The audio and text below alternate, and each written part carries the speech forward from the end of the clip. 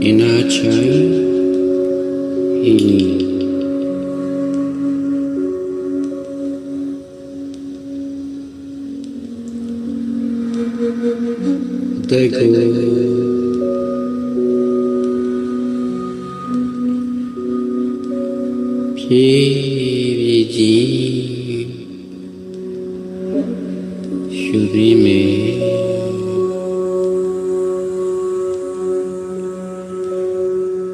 Kanali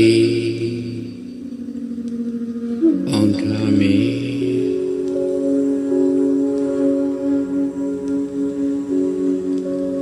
Ede Bien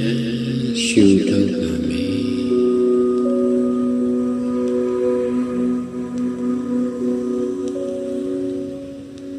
Ngakana Goga Chadari Ayuri Kishuri Selsri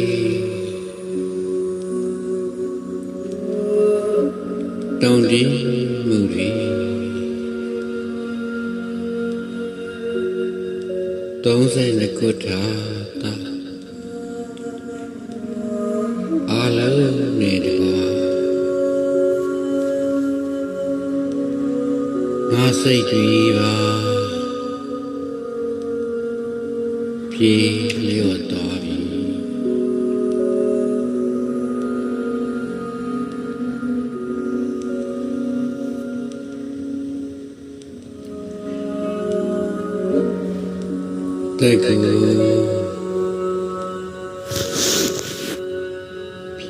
Pividi Shurime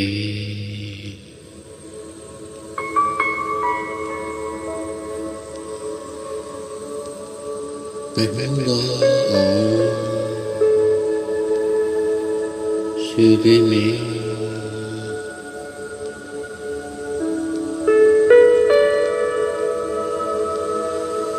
Kanali Angami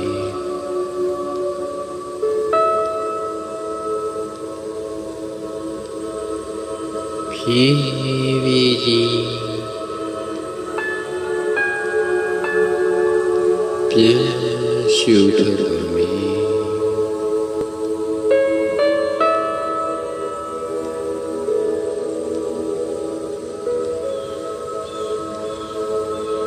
Nakuga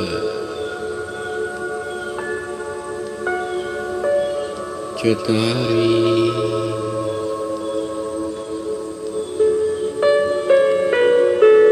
Yuri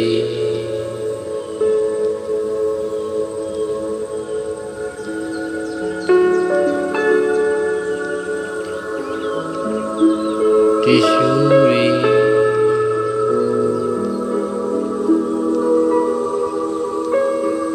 Sestri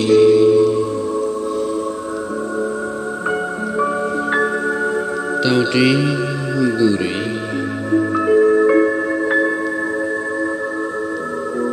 Donse Nikota Ta Alo Nidwa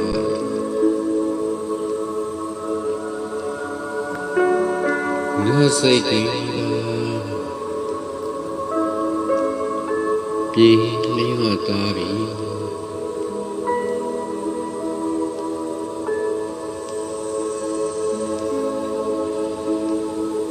Tego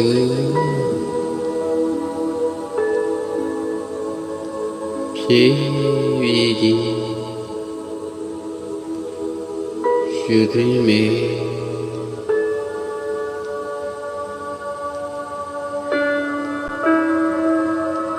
By Paul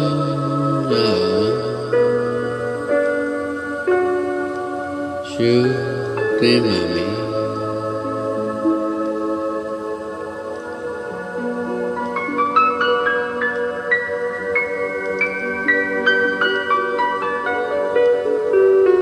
Canali on Tammy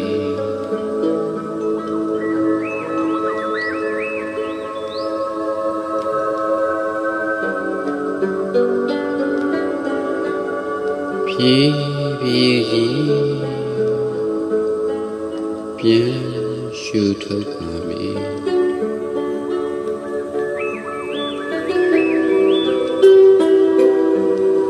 Naku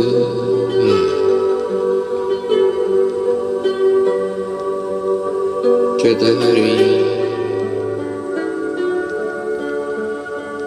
Yuri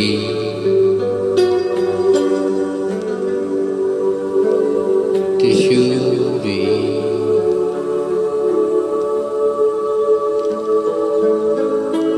Sestri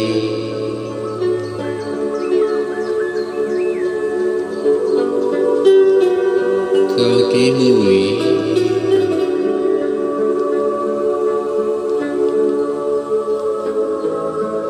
Don't say the good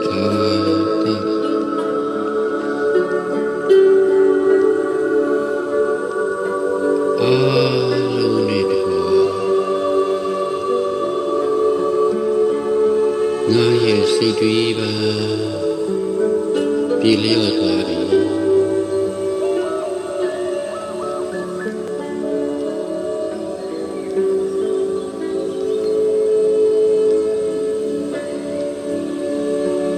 အခုဆိုရင်ငါဟာအင်မတန်လာပါတယ်တတော်လေးတစ်ခုရဲ့လယ်မှာရောက်နေတယ်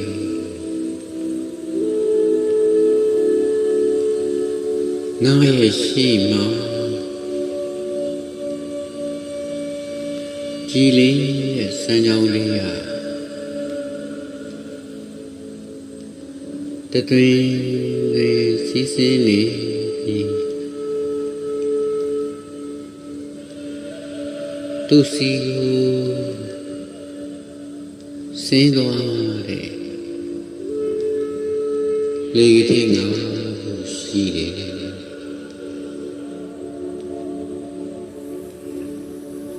လေကတိ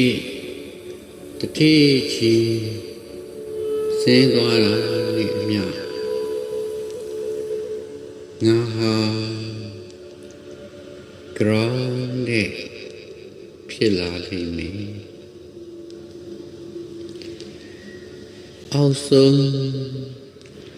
ရောက်ပြီးရေနဲ့တိလိုက်ရင်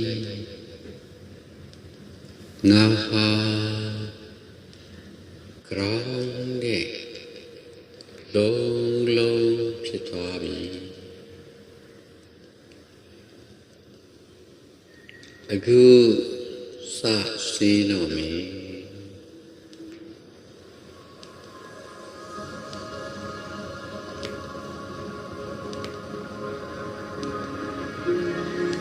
T I am grounding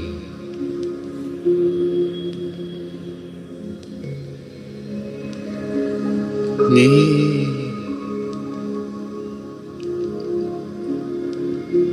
I am grounding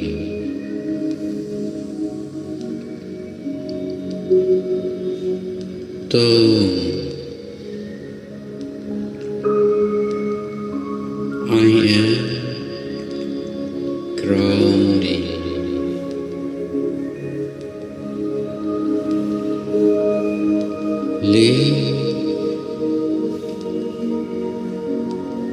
I am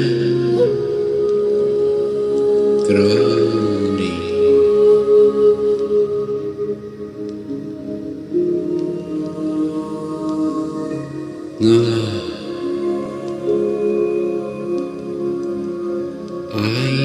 am grounded.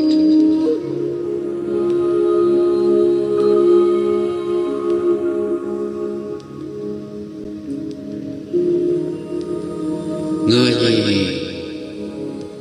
ko say alaba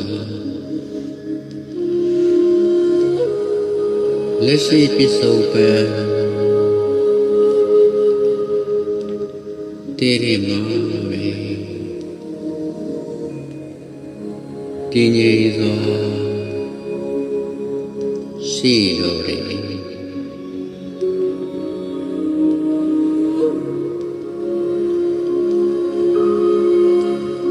Yaoye Kamuri Mashido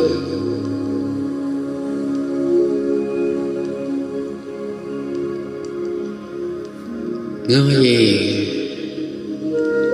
Kao Tek Kaogiyama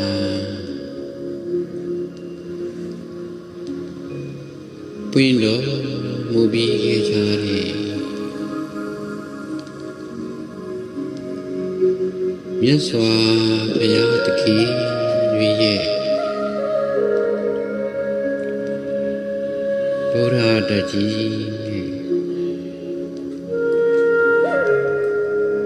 Guru Sayat Kini Nida Swainwi Shini Jare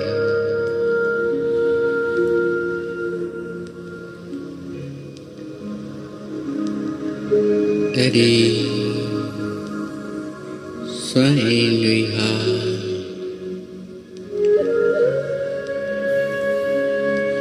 Emadama Ijambi Taya Labare Ngui Hong Lili Shini Jare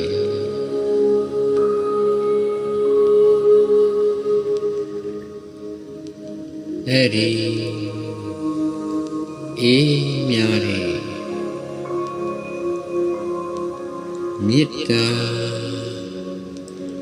Aliyama Nasiyo Tepibi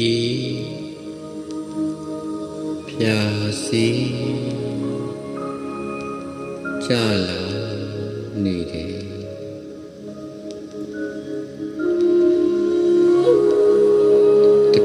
Tepibi Pyasi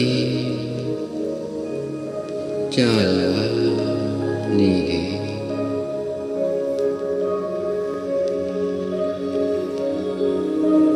Hari Alim Jala Pi Rancho Dharika Nama Nida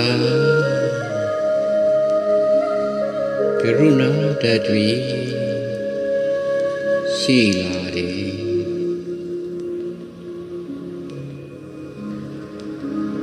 Nama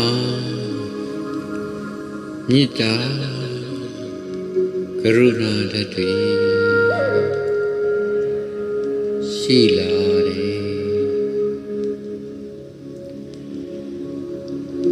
Nama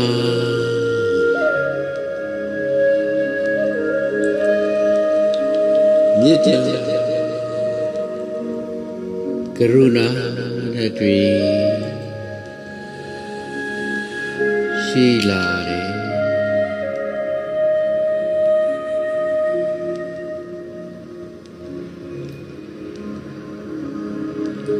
Ngaku Nga Nita Thadalavi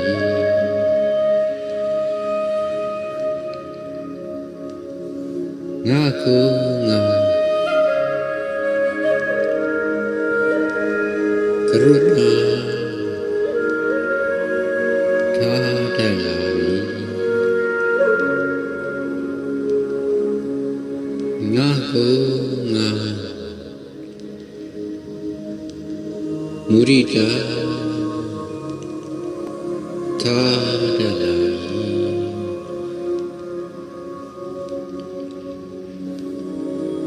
ငါကိုငါ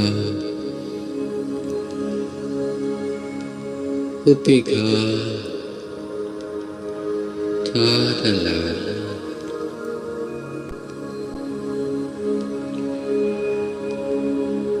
ငါရင်ထဲမှာမေတ္တာကရုဏာဓာတ်တွေအင်အားကောင်းလာနေပြီ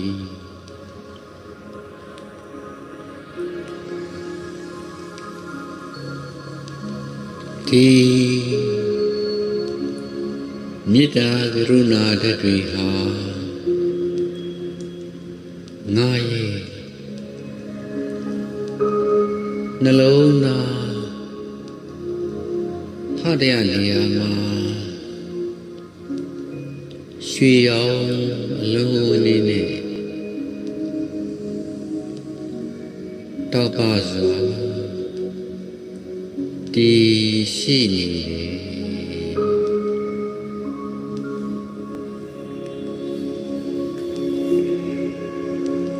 ဒီမေတ္တာရွှေရောင်လုံးလေးဟာတဖြည်းဖြည်းကြီးလာနေတယ်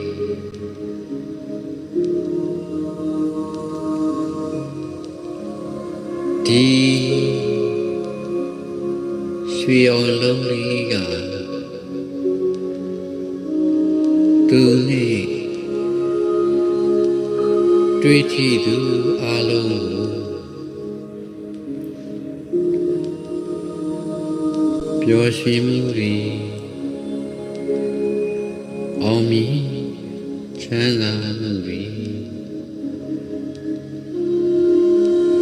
ရှင်သန်လန်းဆန်းမှုတွေ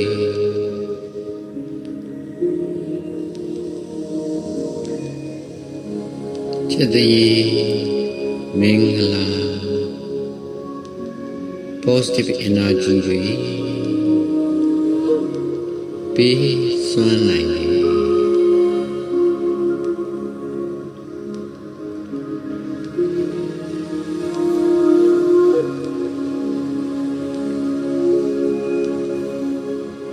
ဒီရွှေအောင်လုံးလေးထိတွေ့နေတဲ့ငါရဲ့ကိုယ်ခန္ဓာအတွင်းပိုင်းဟာလန်းဆန်းလာတယ်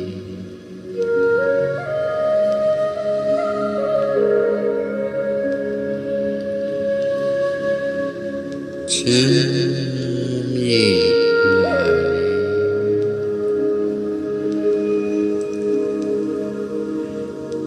ယောဂဝေဒနာတွေပျောက်ကင်းလာတယ်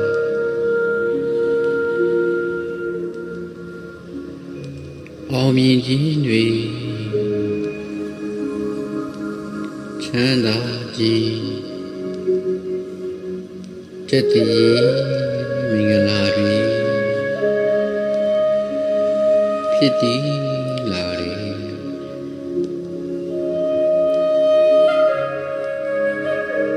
ရွှေရောင်လုံးလေး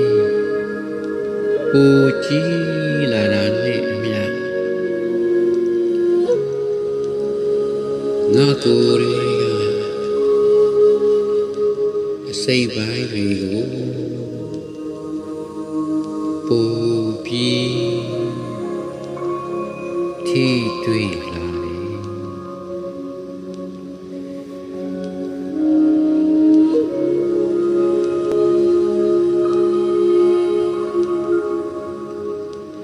ဒီရှေးအောင်လုံးလေးထိတွေ့တဲ့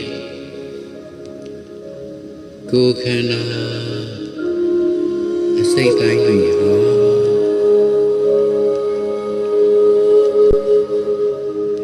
လန်းဆန်းလာတယ်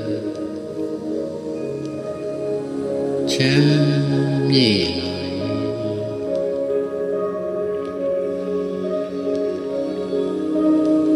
ယောဂဝေဒနာတွေပျောက်ကင်းလာတယ်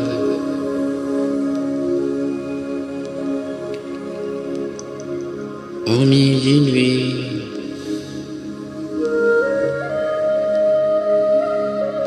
ချမ်းသာခြင်းจิตတည်းမင်္ဂလာတွေဖြစ်တည်လာတယ်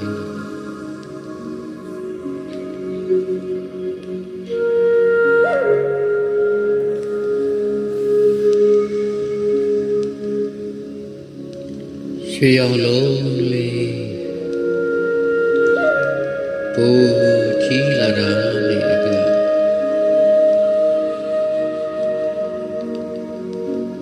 ငါတကူလုံးကိုလွမ်းချုံသွား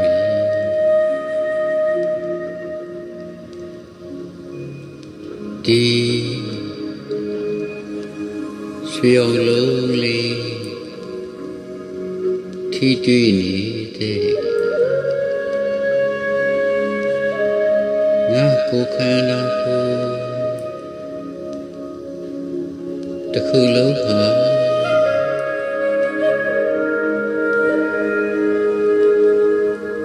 လန်းဆန်းလာတယ်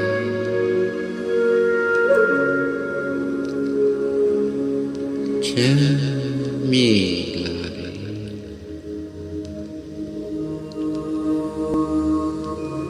ယောဂ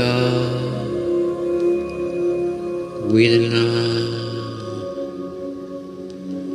နာကျင်မှုတွေပျောက်ကင်းလာတယ်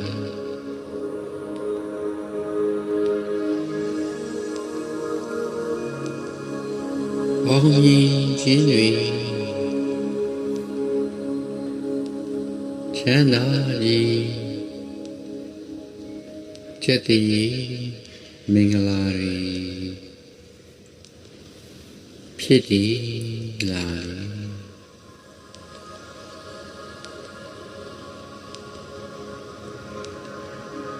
ရှေးအောင်လုံးလေးပူကြီးလာတာနဲ့အမျှငါရှိတဲ့နေရာငါအိမ်နေရာကိုပန်းချုံသွားပြီ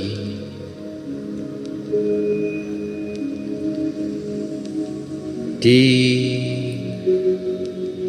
ရွှေရောင်လုံးလေးထိတွေ့တဲ့ငါရှိတဲ့နေရာငါအိမ်နေရာကိုငါအိမ်နေရာမှာရှိနေတဲ့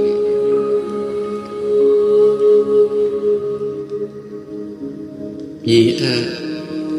မမြင်အပ်တတ္တဝါတွေ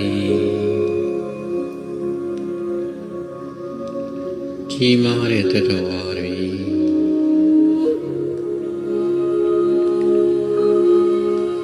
တည်တဲ့တတ္တဝါတွေအားလုံးတို့ဟာလန်းဆန်းလာကြတယ်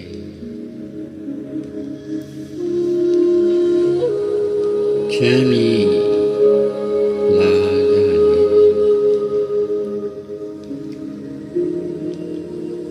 ယောဂဝေဒနာနာကျင်မှုတွေပျောက်ကင်းလာကြတယ်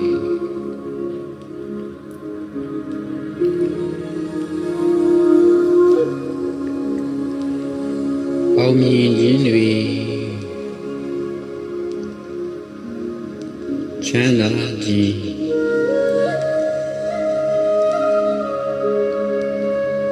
จิตတရေမင်္ဂလာတွေဖြစ်တည်လာကြတယ်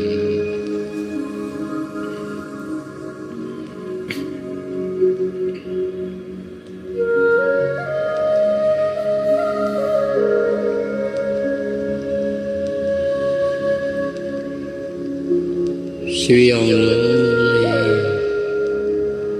ပူကြီးလာတာနဲ့အမျှငါရှိနေတဲ့မြို့ရွာဒေသတစ်ခုလုံးကို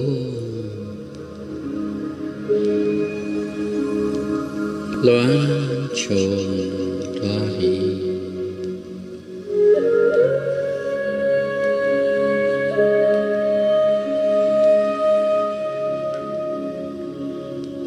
ဒီရွှေအောင်လုံးလေးထိတွေ့တဲ့ငါရှိတဲ့နေရာမြို့ရွာဒေသတစ်ခုလုံးကမြင်အပ်မမြင်အပ်တတဝါတွေကြီးမားတဲ့တတဝါတွေတေးငယ်တဲ့တတဝါတွေအားလုံးတို့ဟာ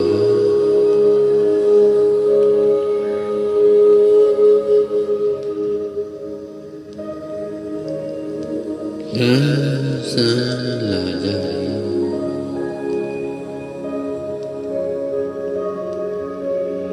ချမ်းမြေ့လာကြတယ်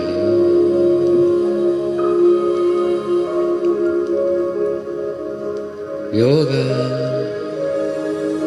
ဝေဒနာနာကျင်မှုတွေပျောက်ကင်းလာကြတယ်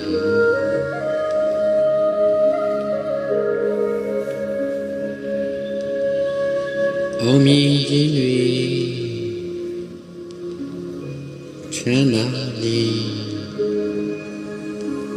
จิตတရေမင်္ဂလာတွေဖြစ်တည်လာကြတယ်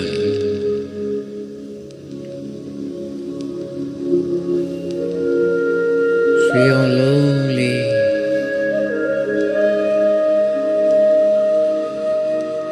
ပူကြီးလာတာနဲ့အမျှ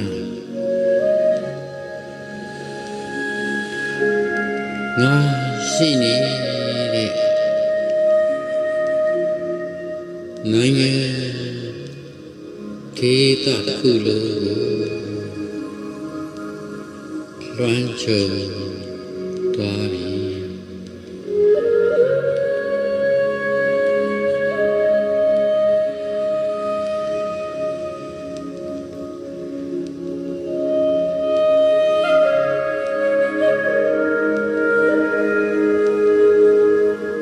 ဒီရွှေအောင်လုံးလေးထိတွေ့ပြီ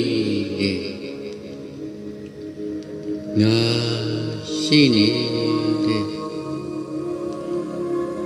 နိုင်ငံဒေသတစ်ခုလုံးမြင်အပ်မမြင်အပ်တတော်တွေကြီးမားတဲ့တတော်တွေ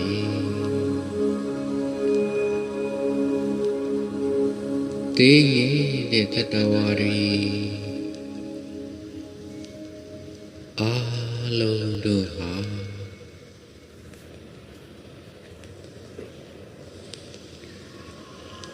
လမ်းဆန်းလာကြတယ်ချမ်းမြေ့လာကြတယ်ယောဂဝေဒနာနာကျင်မှုတွေပျောက်ကင်းလာကြတယ်အောင်မြင်ခြင်းချမ်းသာခြင်းတတည်းမင်္ဂလာတွေဖြစ်တည်လာကြတယ်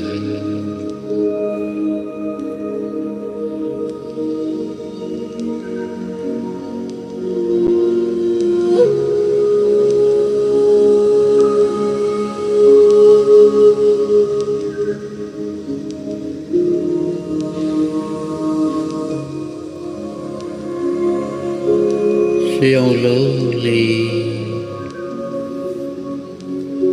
ပူကြီးလာတာနဲ့အမျှငါရှိနေတဲ့ကဘာကြီးတစ်ခုလုံးကိုလွမ်းခြုံသွားပြီ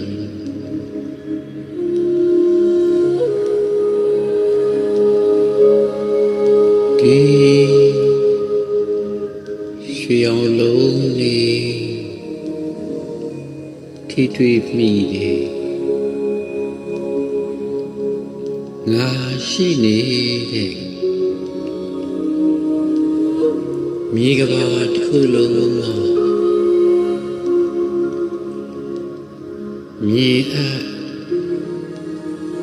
မမြေအပ်တတော်တွေကြီးမားတဲ့တတော်တွေတည်ငြိမ်တဲ့တတော်တွေ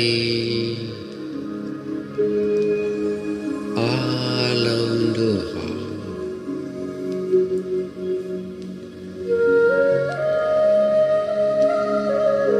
လမ်းဆန်းလာကြတယ်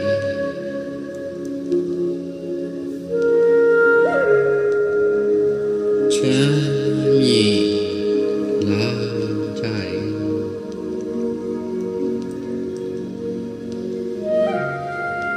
ယောဂဝေဒနာနာကျင်မှုတွေပျောက်ကင်းလာကြတယ်အောင်မြင်ခြင်းချမ်းသာခြင်းချစ်ခြင်းမင်္ဂလာတွေဖြစ်တည်လာကြတယ်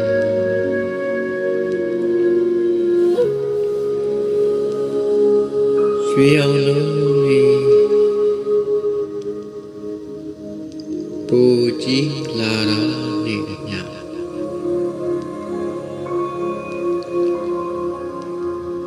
ငါရှိနေတဲ့နေစကြဝဠာတစ်ခုလုံးကိုလွှမ်းခြုံသွားပြီ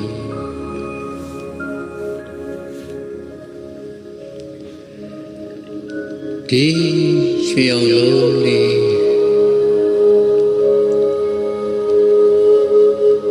ထိတွေ့တဲ့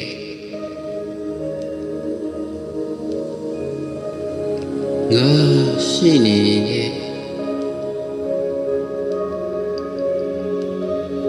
နေစကြဝဠာတစ်ခုလုံးမြင်အပ်မမြင်အပ်တတ္တဝါတွေ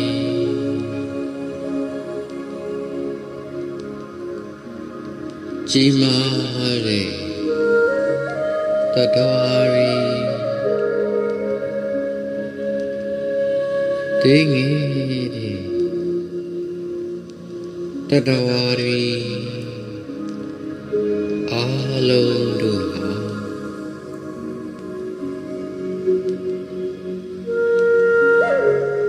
လမ်းဆန်းလာကြတယ်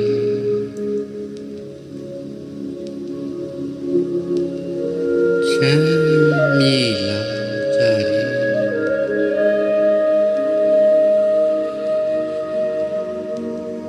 ယောဂဝေဒနာ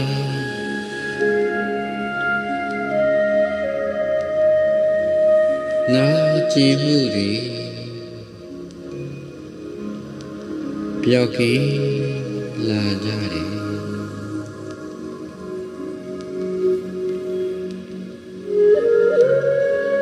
အောင်မြင်ခြင်းချမ်းသာခြင်းချက်တည်းမင်္ဂလာတွေဖြစ်တည်လာကြတယ်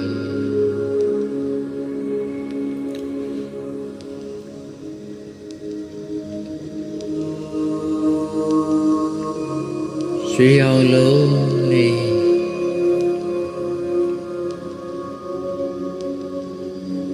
ပူကြီးလာတာနဲ့အမျှအနန္တစัจ java လာခုလုံးကိုလွမ်းခြုံသွားပြီ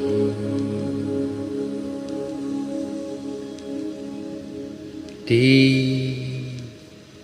ရွှေအောင်လုံးလေးထိတွေ့မိတဲ့အနန္တစัจ java လာ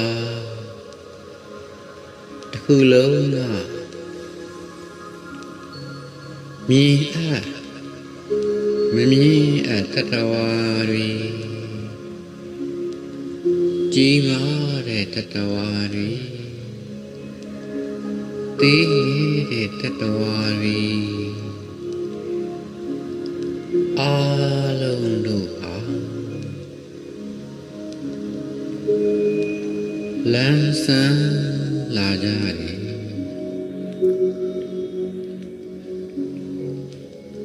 ချမ်းမြေ့လာကြတယ်ယောဂဝေဒနာနာကျင်မှုတွေပျောက်ကင်းလာကြတယ်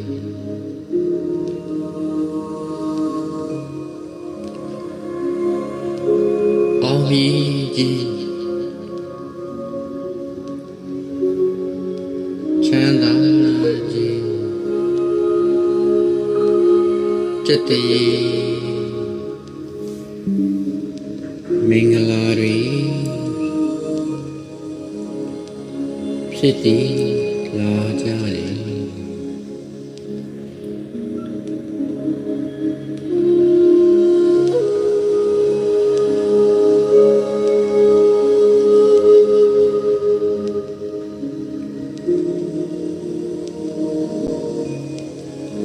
အသက်ကိုဖြည်းဖြည်းနဲ့မှန်မှန်လေးရှုမိမယ်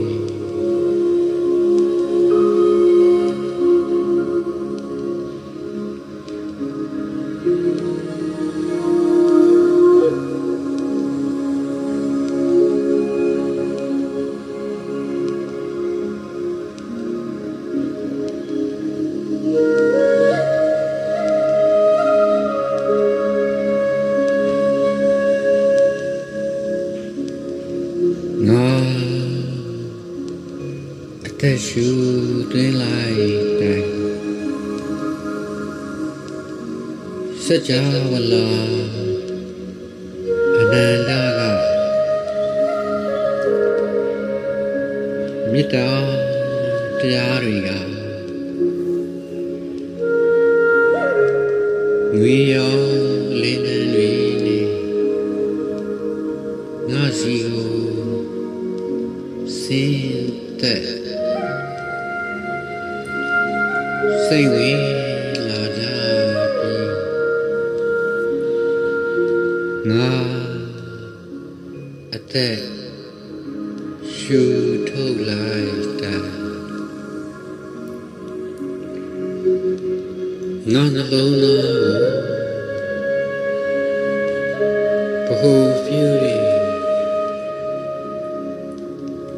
ရွှေရောမေတ္တာဘုံအလုံးစัจ java လာတိဖြန့်ကျဲစီစင်သွားတယ်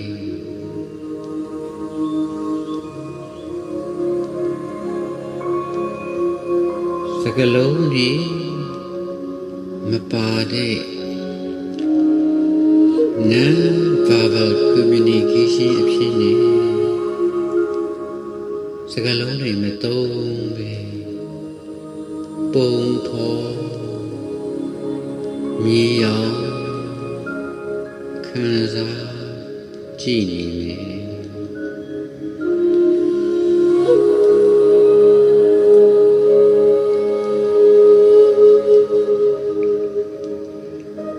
ငါအသက်ရှူသွင်းလိုက်တာစัจ java လာအနန္တကမေတ္တာတရားတွေကငွေရောအလင်းနှံတွေနဲ့ငါစီကိုစင်သက်စိတ်ဝင်လာကြပြီးငါအသက်ရှူထုတ်လိုက်တိုင်းငါနှလုံးသားကိုဗ ഹു ပြုတဲ့ရွှေရောင်မေတ္တာဝန်းလုံးကစัจ java လာအနန္တအထိဖြန့်ကျဲစီစင်သွားတယ်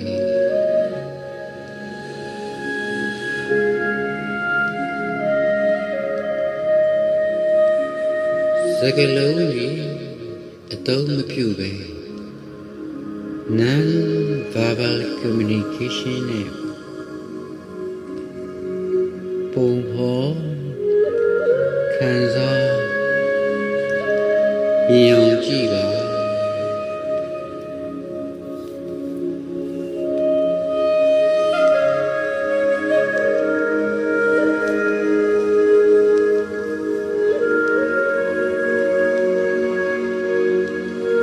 ငါ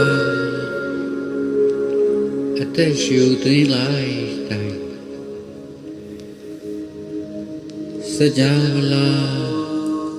အနန္တကမေတ္တာတရားတွေဟာငွေရောင်လင်းနှံတွေနဲ့တူငါစီစင်သက်လာပြီးငါအသက်ရှူထုတ်လိုက်တိုင်း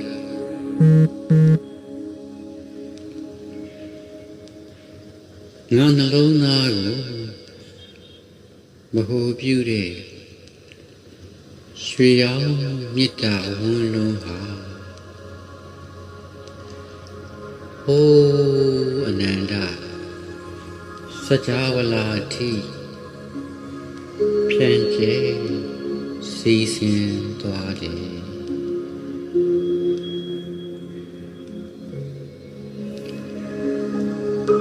စကလုံးတွေကိုအသုံးပြုပဲNon-verbal communication နဲ့ပုံဖော်မြင်အောင်ခံစားယူကြည့်ပါ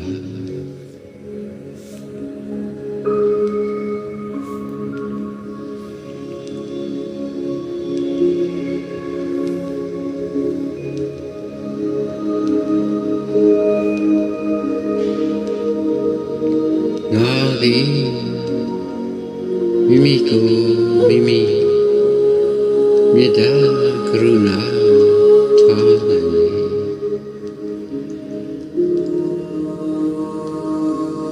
ငါသည်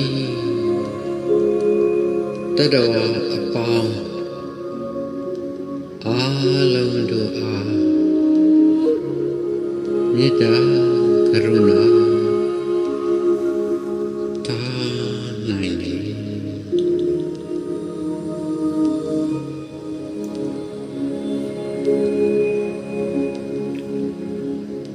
ငါသည်မိမိကိုမိမိမေတ္တာထားနိုင်တယ်ငါသည်တတဝအပေါင်းအားလုံးတို့အား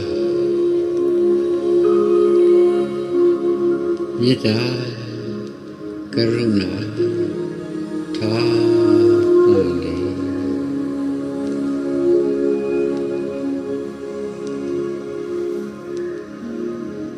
ငါသည်မိမိကိုမိမိမေတ္တာကရုဏာထားနိုင်တယ်ငါသည်တတဝအပေါင်းအားလုံးတို့အား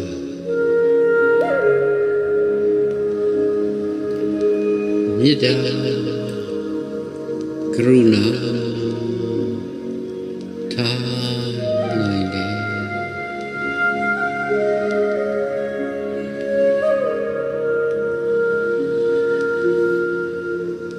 တဲ့ကို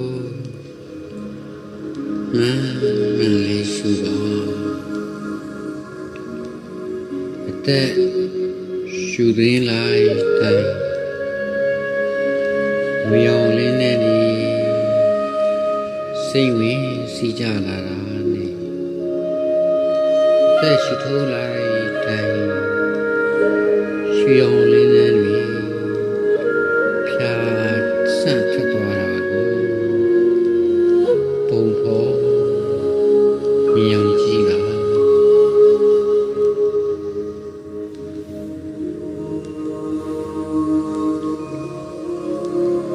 တဲ့ကိုဖြည်းဖြည်းတဲ့မမရှုနေပါ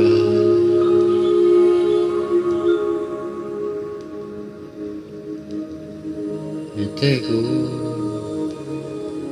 ဖြည်းဖြည်းနဲ့မမလေးရှုနေပါ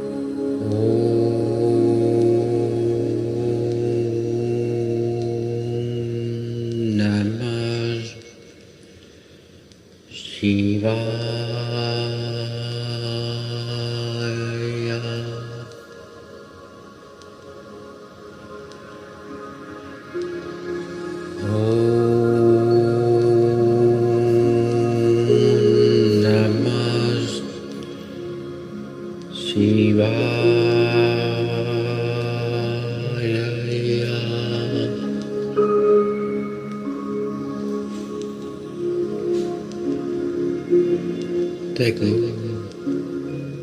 ပုံမှန်လေးရှုနေပါ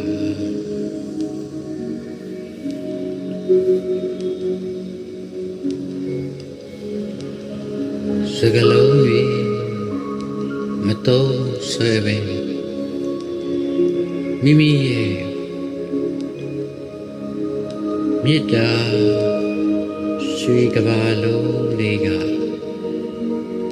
ထွက်တည်နဲ့အတူကြီးမားကျေပြန့်သွားတယ်အရာရာတို့ရဲ့ကောင်းမြတ်ချမ်းသာမှုဖြစ်တည်လာတာကိုပုံဟောမြင်ရခံစားကြည့်ပါ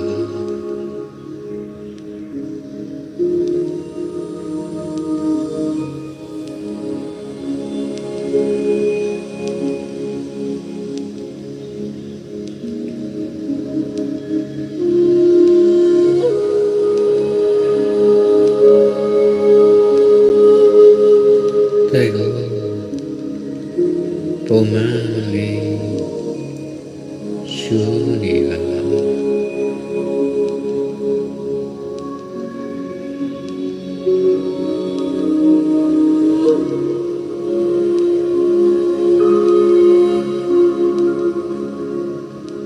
မိမိမှာလေး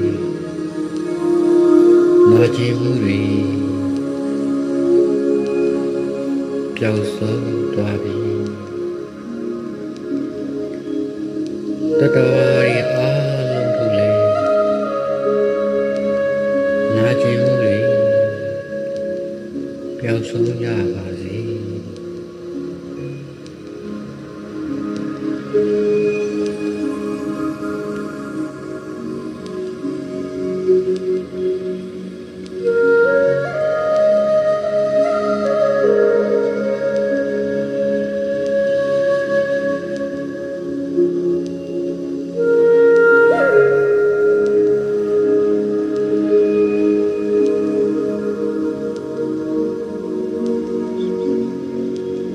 စကလုံးတွေနဲ့သုံးပဲမိမိရဲ့မေတ္တာရှိကဘာလုံးလေးကိုထွက်လေနဲ့အတူဖြန့်ကျက်သွားတယ်အရာရာကောင်းမြတ်ချမ်းသာခြင်းတွေဖြစ်တည်လာတာကိုပုံဟောမြင်အောင်ခံစားကြည့်ပါ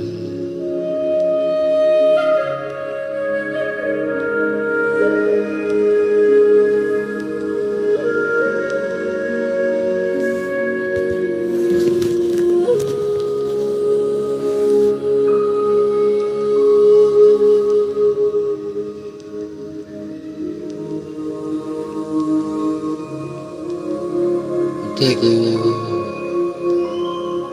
ပုံမှန်လေးရှုပါစကလုံးတွေမတော်ဆွဲပဲမိမိရဲ့မေတ္တာဆွေကဘာလုံးလေးကထွက်လေနဲ့အတူအနန္တစစ်ကြောလာဖြန့်ကျက်သွားတယ်တရှိတမေအရာရာတွေကောင်းမြတ်ချမ်းသာခြင်းဖြစ်တည်လာတာကိုပုံခေါ်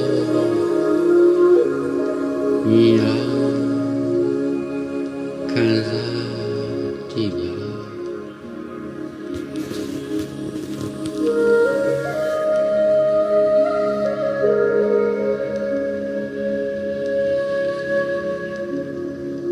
စိတ်ကိုလျှော့ထားမည်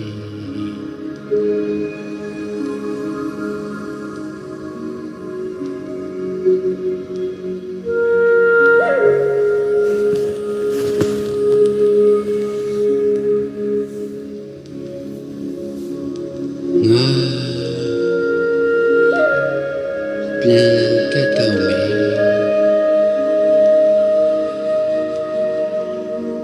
လေးတွေကနေတစီရင်ပြန်တက်တိုင်းငါတစီရင်ပြန်နိုးကြလာ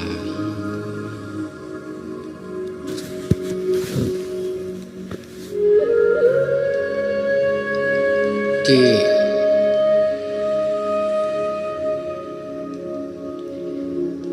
နေ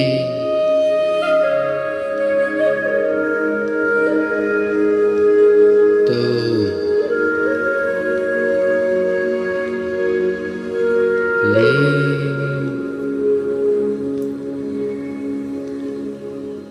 နာ